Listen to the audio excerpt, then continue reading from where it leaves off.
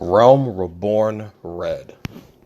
In my story, Re-Melody Bind Kaleidoscope, the two main characters are Airgrave and Bryn Amberly.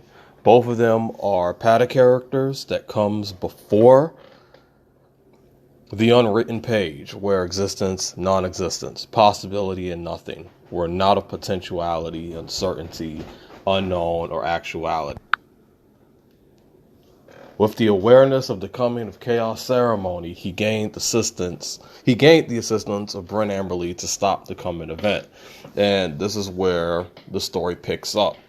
I don't want to say Realm Reborn Red, but in this story, Re-Melody Bind Kaleidoscope, this is where I introduced the concept of the weakest characters of the series, where your cannon fodder are literally introduced in this on the floor, on the fourth floor. So the fourth floor introduces the weakest characters of the series, where everything else that comes from, well, the first, second, third floors, they're just basically irrelevant.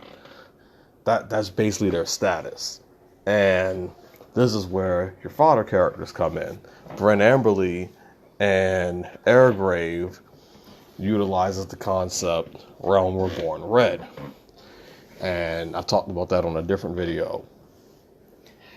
Basically, both of them have an insane amount of plot manipulation. And you basically can't tell their capabilities from that of an author, in all honesty. Neither one of them are not part of the story. This is where their character concepts come in. They're not Airgrave and Bryn Amberly are not part of the story. They're not even characters. They aren't bound by the signature of the author, paratext, intertext, or fan-fictional context. They are not a part of any existence or non-existence. They are not part of any possibility, totality, and nothingness.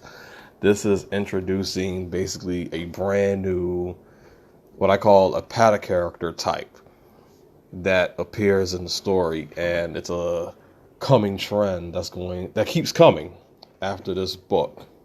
But yeah, both of these characters are absolutely highlighted because they were the absolute transformation point of my character types and my stories that kept coming after that. And Re-Melody Bind Kaleidoscope, I can't remember, what was that? 2014. That's when I wrote this one. And that's when the fourth floor was featured. And man, that's